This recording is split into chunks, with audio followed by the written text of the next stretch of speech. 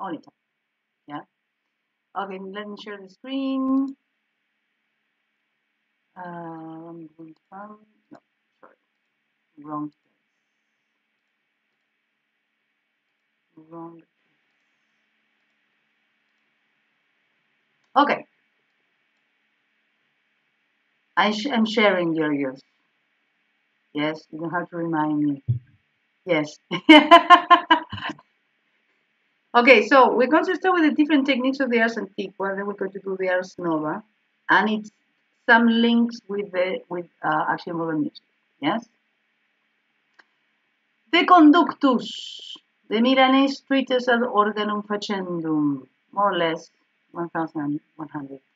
Described for the first time the technique of the Discantus, which already incorporates the opposite movement, that the counterpoint rises when the cantus firmus descends and vice versa, thus producing at different intervals in each note, mostly consonances, perfect consonances. Yes, that's my mistake. It is already a purely compositional technique supported by one of the most prominent polyphonic genres of the 12th, 13th century, the conductus. So we saw this last lesson that the true counterpoint started, yes, when the contra emotion, yes, was, let's say, discovered. Yeah. In medieval music, conductus or conductus, plural conductus, is a type of sacred by non-liturgical vocal composition for one or more voices. And also, this genre of non-liturgical composition is quite important because this is the beginning, also in Renaissance music, to separate a little bit more, or not to separate, but to include some techniques that they were only seen in liturgical music, that they were um, used, yes, in non-liturgical vocal compositions, yes. The word derives from Latin conducere, to escort, and the conductor was most likely sung while the lectionary was carried from its place of safekeeping to the place from which it was to be read. The conductor was one of the principal, type of vocal composition of the Ars Antiqua, period of medieval music history. So you start from the Ars Antiqua, from this conductus, is one example. Remember for the last lesson, we started with parallel, then the contrary, then we have a voice that was the cantus firmus, and then the other voice started to be more and more and more and more ornamented. Yes. In this example, we have the La Belle Marie song from the Virgin from the 13th century France. Let me hear it.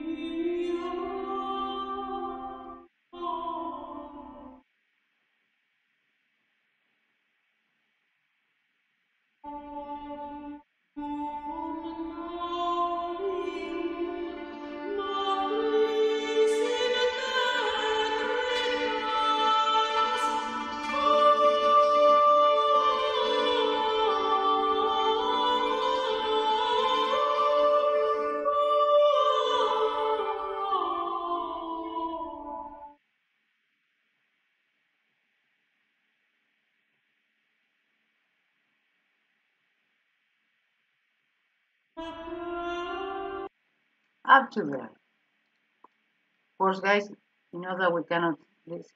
I know you love to listen to the examples I did in the morning. Please try to stay awake. Because it's a very soothing music, not because it's very boring, but it's very soothing. But we can listen to everything, yes? Then we can have all the videos. But what do you notice about this music? Something that strikes your attention. Have we heard an instrument before this elaborate? I don't think. Exactly. We heard last time that Edith told us, he said, well, I heard a bell, but a percussion. Yeah. Yes. So exactly. And also, could you recognize any relation between the melody of the singer and the instrument? I mean, if you had to describe the two, let's say, what would you say? Polyphony. Yeah, polyphony. Yes, polyphony, because the two voices that they're independent. I mean, you could listen to the singer by itself, or do you think that you can listen to the singer by itself and the instrument by itself, and they would stand by themselves separately? You could From the way imagine. you're asking, probably no. But the way you're asking it is probably no the answer, but I'm not sure. Imagine that you're listening to the string instrument. Well, it only came, in the beginning it only played when the singer stopped, so not so independent, let's say. Exactly. Well, but that is a very good. That what we just said, yes, is very important. Yeah, because they're meshing. Yes, they're combining each other. Yeah, they're not. I mean, There was a climax at some point. Sorry. So there was a climax at some point. Exactly. They start to be.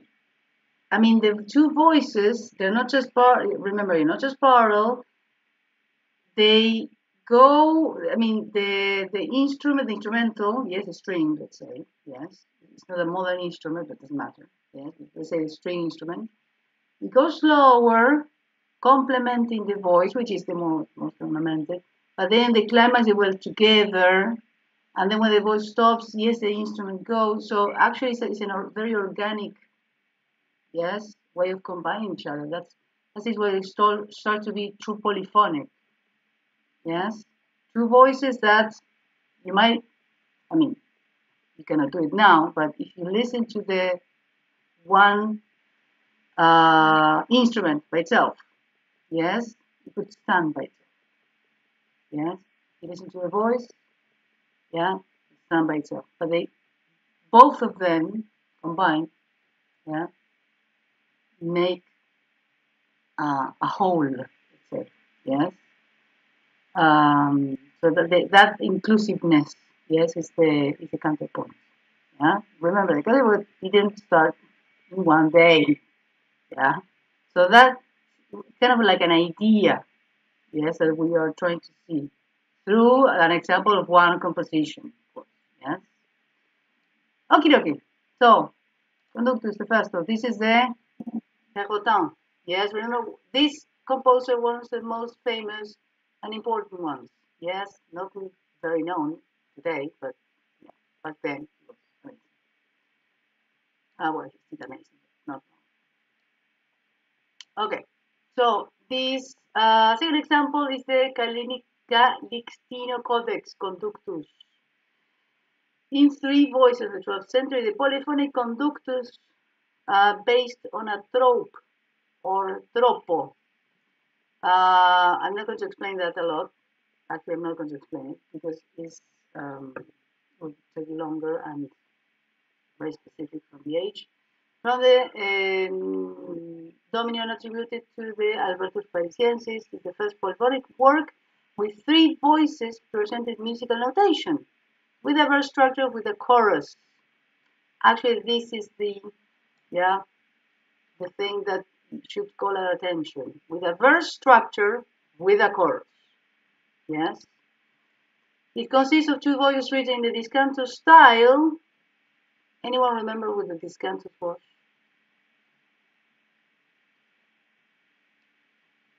Contra emotion. That's it. Remember that. Contra emotion. Yeah? And an additional, more ornamented voice. Yes? So you have contra emotion plus the ornament now. The ornamented voice. And tenor. Yeah?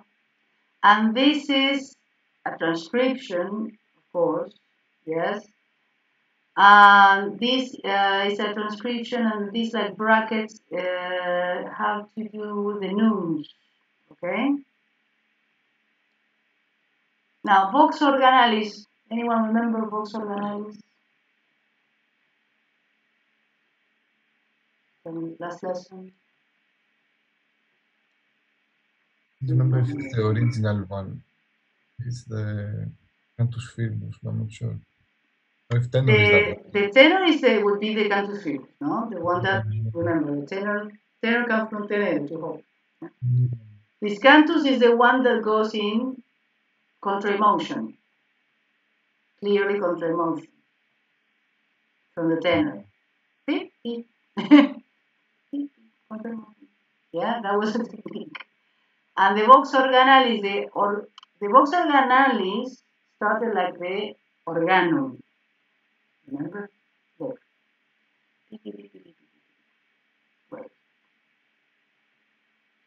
Organo, the first polyphony in music antiqua, in the early centuries, the voices transposed with the intervals of the fourth, part organum, plain song, organal voice. Remember Which was the simpler one back then, though. Pardon? It was the simpler one back then. The Cantus Firmus was more complex. This was just Adding. Yeah. Adding. But Yes. now the opposite. Now that's the main melody. Exactly. But that is exactly, very good, Georgios. That is exactly what I'm trying to convey here. Yes. That type of slow, in examples, yes, musical examples, of progression, of addition, of complexity, yeah? The Discantus has contra emotion, but not strict intervals. Oh, no, exactly, yes, exactly, very good, very well, good observation. Contra emotion, it goes the other way. Yes, that's it. Yes, that's the technique. Remember, it was not as strict as today.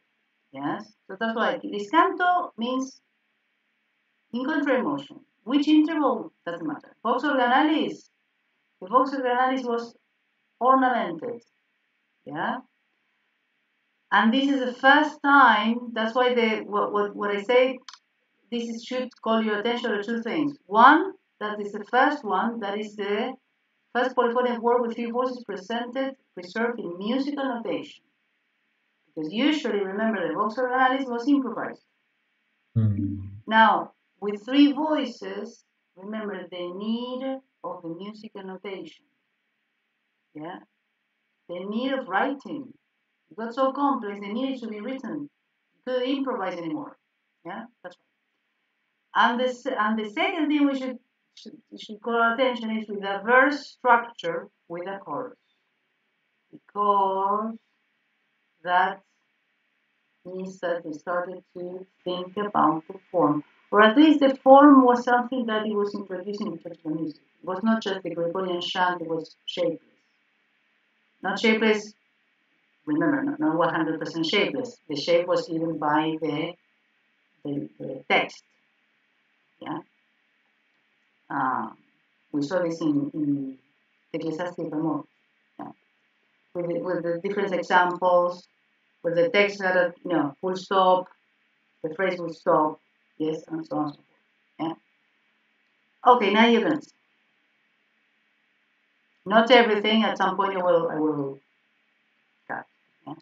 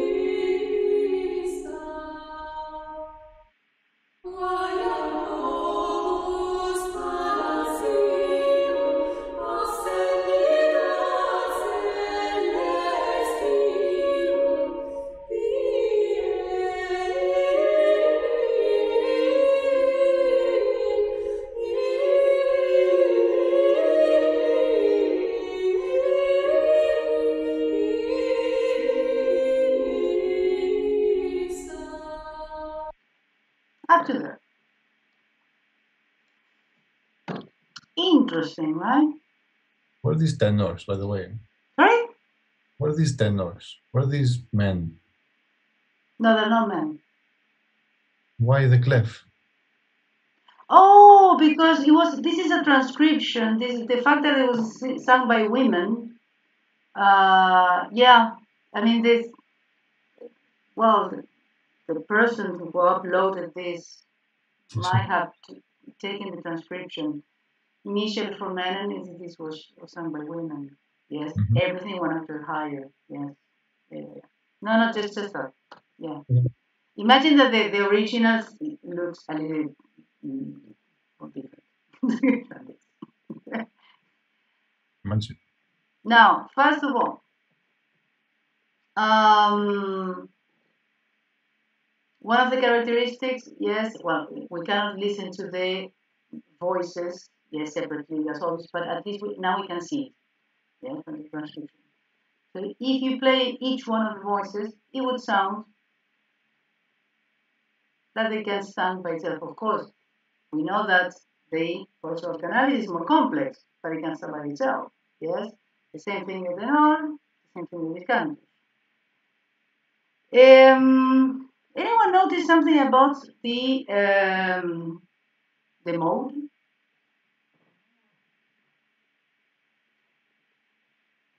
Which mode? Dorian? Yes. Because And then, how do you know? because the finalis was in re. Okay, good. The beginning I thought it was Lydian because they all started in F, but then so how and it I've seen before that they can start on the third. Yes. So I thought no, it's Dorian. And also because at some point they rested the same. The form is clearer now. Yes, I think it was clear. I mean, it was one part that was repeated, was another part was repeated. Yeah, and always came in A and then D.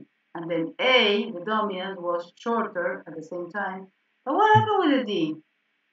With the cadence in the D? Something that strikes your attention? I missed it probably. Look again. Look again.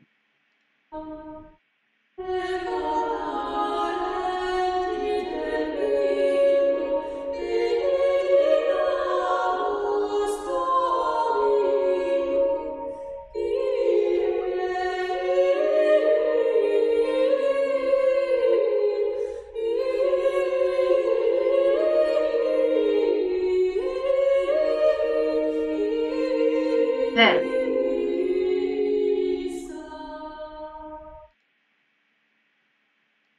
Oh no, I missed it. Oh no. They don't cadence at the same time.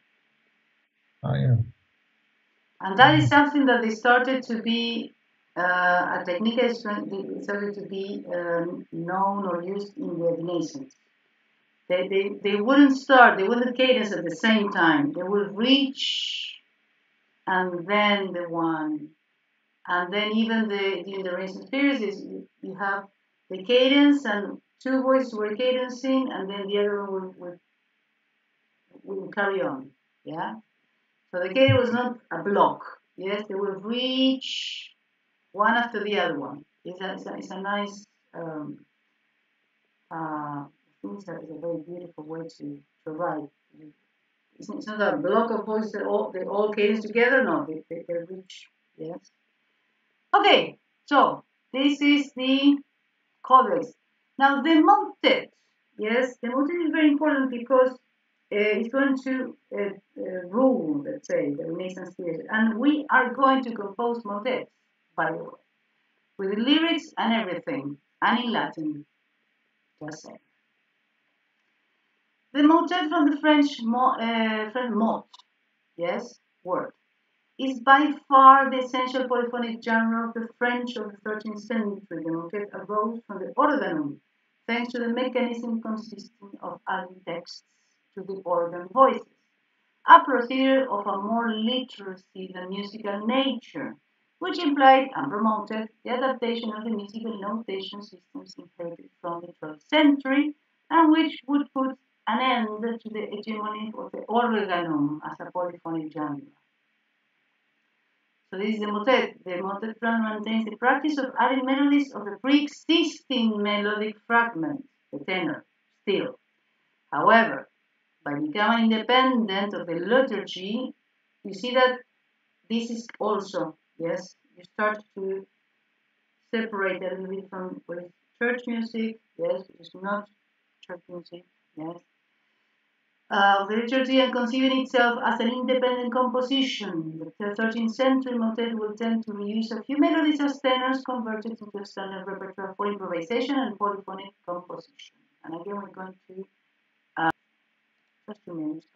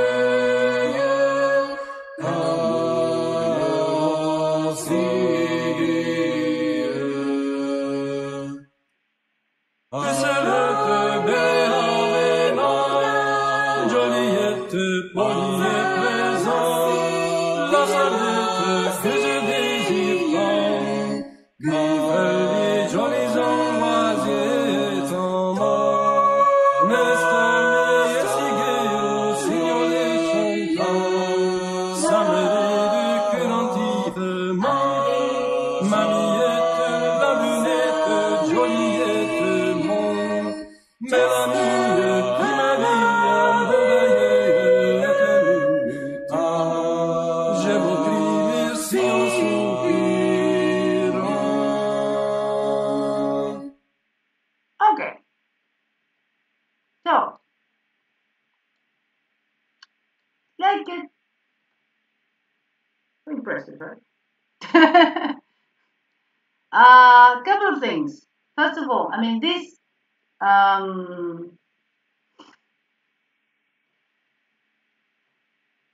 what do you, well, first of all, you see this French. Yes, it's not in Latin. Yes.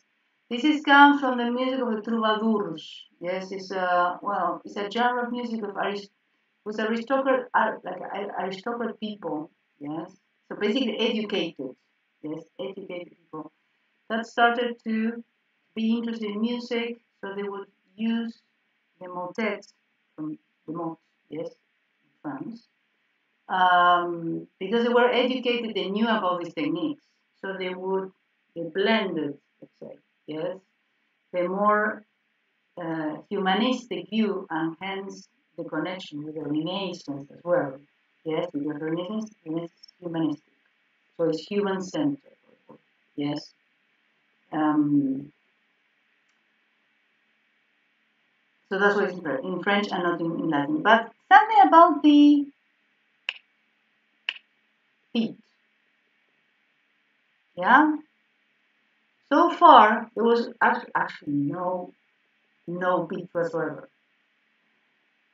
Did you feel that this you could actually keep a beat? Yes, because it was more related to it was kind of started to blend. Yes, the music for not liturgical, for the music for the popular. Yes, it was for some dances. So they started to blend because you could perceive a rhythm. Yes, of the which voice gave the rhythm or the sense of beat. Sorry.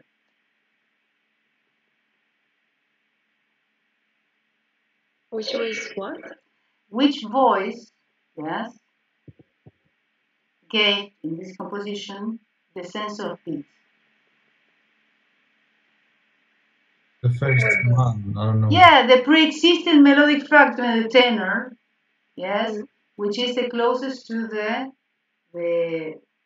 liturgy. Yes, that was the one that the slower one. They used it as the one that kept yes the structure together, and the other ones on top.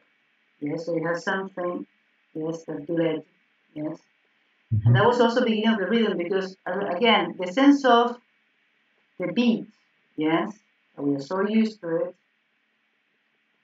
in this type of music in polyphonic music also it didn't start in one day. It was a whole actually it started there when uh, the troubadours, these aristocrats, these educated people. There was not. Remember, they were not only educated in the church. It was just the church was the center of education. They started to be educated people not in the church, thus composing, yes, with these techniques, but of course with a more, let's say, humanistic view. Yes, that's one. And it's quite complex.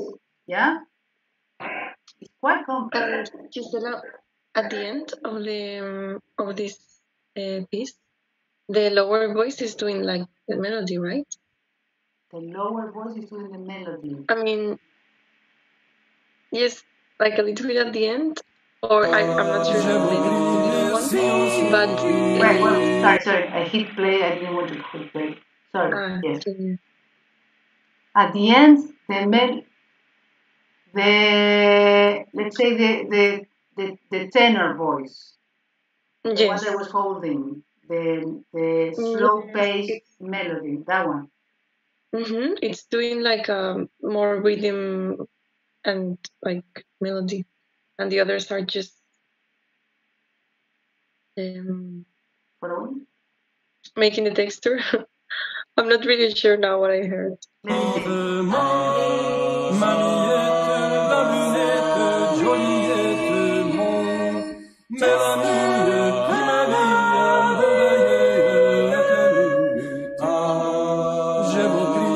see.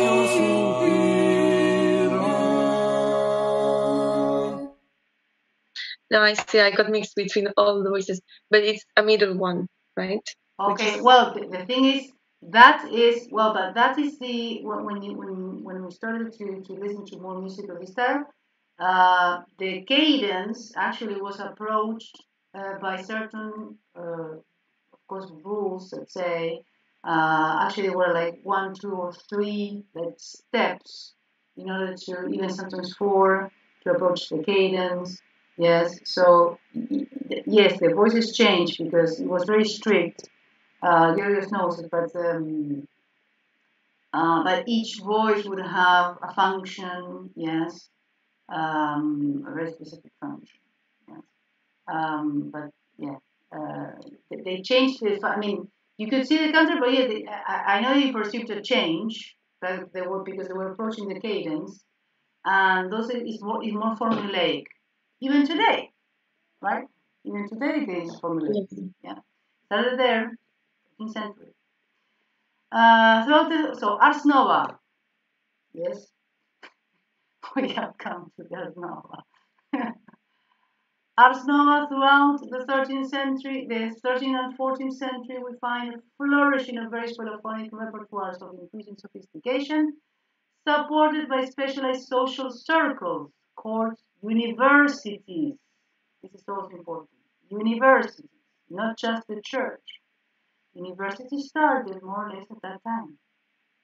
University was a place in which, of course, connected to, I mean, still a lot connected with the church, but a place of study that was not just the church. Yes, I can start in as well. Yeah.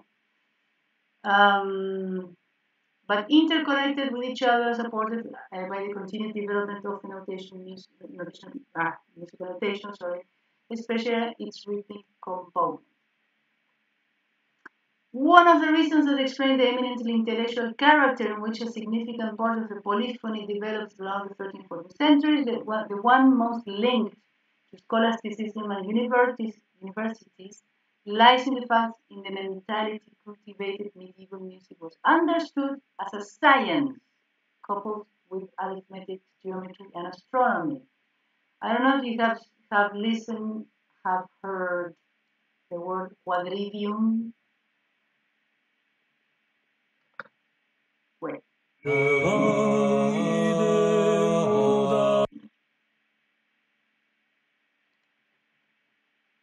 you go. Have you heard the word quadrivium? No? You never heard it. You, among everyone. Plato, quadrivium. The study of the sciences. I'm very disappointed. Say it again. I know they say the quadrivium was the study of the four main sciences. Sounds like a Latin word to me. Yeah, but that's why they say that quadrivium was the main sciences that were always put together. The geometry, music, and arithmetics and astronomy were together studied. And that's why they say quadrivium because they were four. And people who studied astronomy, arithmetic, geometry, and music. So that's why it explains that the music got very complex. Yes, because it was considered part of the sciences. Very smart. Yes, that's right. Okay, moving on. So lies in the fact that in the mentality cultivated medieval music was understood as a science with arithmetic, geometry, and astronomy. Thus, it is not surprising that theoretical music imbued with the harmonic theory inherited from the Greeks and dazzled by the development measurement, rhythmic notation found its more favorable means of expression of polyphony, like the oketus or the hocket. So this is one of the techniques of the Asnova. So the oketus is a rhythmic technique consisting in the interspersing notes from different voices to form a resulting melody. It is named after the medieval oketus from Latin, hiccup, a rhythmic device that was especially explored in polyphony in the 14th century. So basically, the oketus, I'm going to listen to, yes, and it's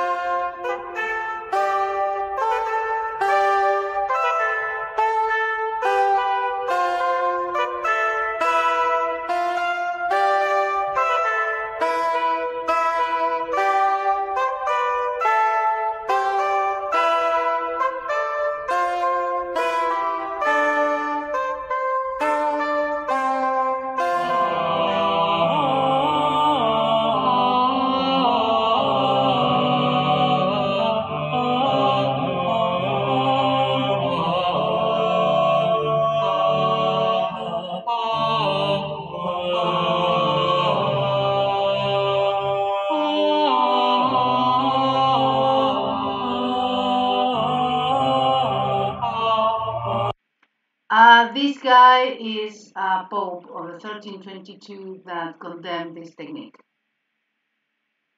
Just saying, if you see a guy like that. This is the one who condemned the hocket. Yes? Bad guy.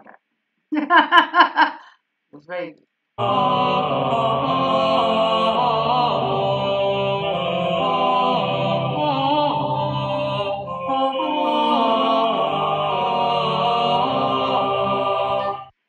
There are more examples, but one of the examples I would like to see is from actually a guy, which is, this is a tutorial in YouTube, but it's so good that I decided to put it. He presents was a hocket, yes, from medieval times. Actually, one of the first examples is the Oketus David from Guillaume de Machaut, one of the most important composers in the Renaissance. Various musicians even from today, yes. And at the end, he composed his his own example in music, yeah. So what I'm going to do, he played not all the whole explanation, of course, yes, but the one that I'm quite interested, yes. He starts from Perrotin, yes, which is the one that Vidun Omnes, if you remember, we have listened to it in the previous lesson. Yes, it contains a hocket, yeah. And then we're going to start with several examples, yeah. So you see what a true hocket is and the ways that you could use it, yes, as composers.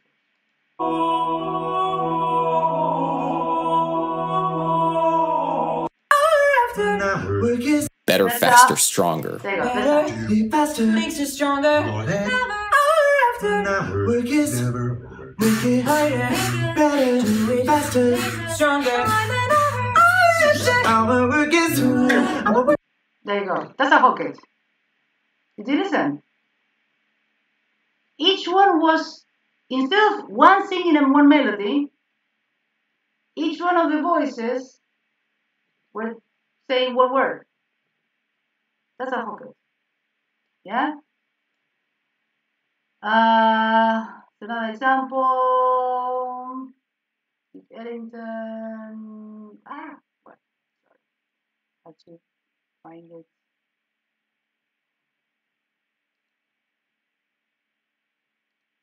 Okay. This melody, if you see trombone 1, 2, and 3, they split the melody in three trombones instead of one trombone, yeah, doing the same melody. Let's take a look.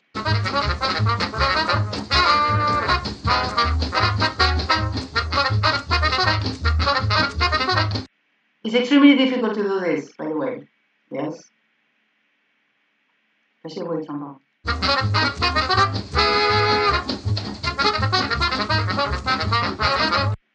So this could be a technique of the hocket, yes?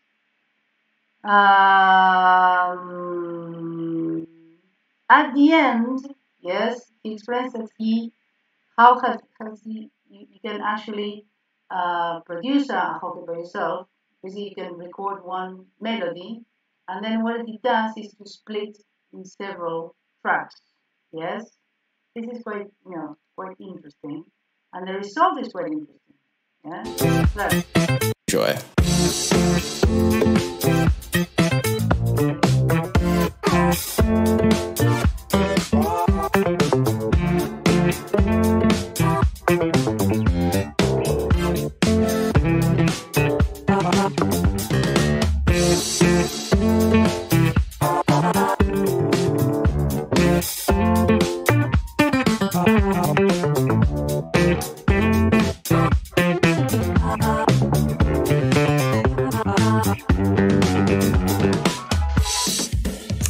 You see, I mean, I don't know if you could see the melody split.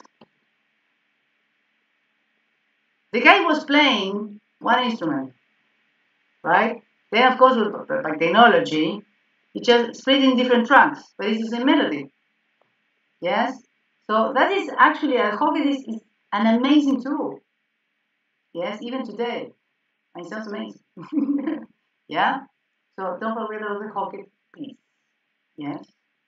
Because it's very, very, very useful. Yeah? Now the last thing we're going to see the isorhythmic from the Greek. The same rhythm. Yes, Georgios, it's okay? Isos, yes. Thank you, Georgios. Yes.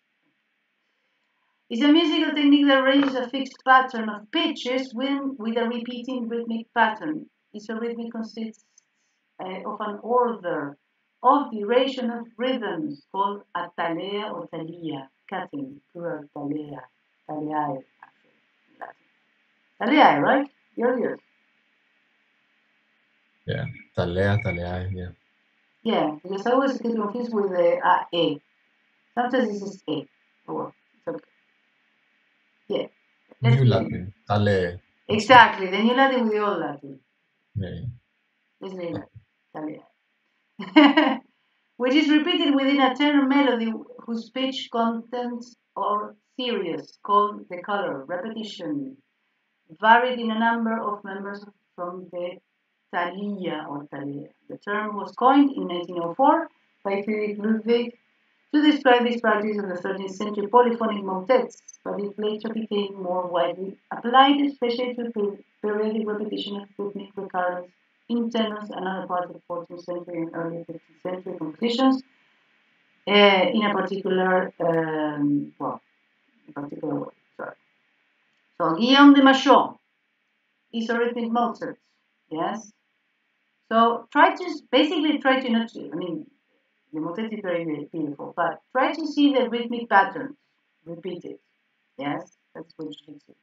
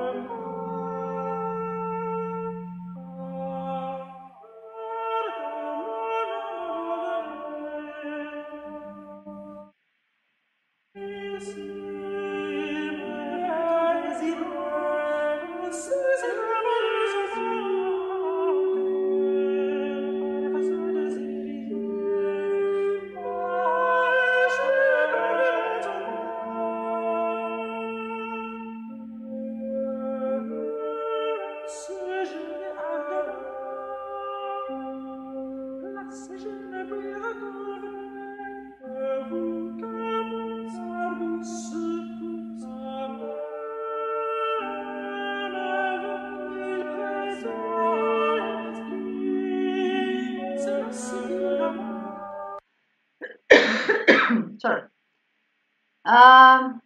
Did you notice repeated patterns? Isn't it the dotted crotchet followed by the other crotchet and then quaver, crotchet, quaver? Yes, that is one. Very good, Laura. Yes, exactly. Yeah, you have certain rhythmic patterns that were repeated with other, yes, text. Yes, and they're never put in the same place as well.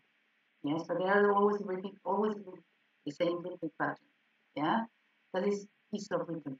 Yeah, very good, Laura. Amazing.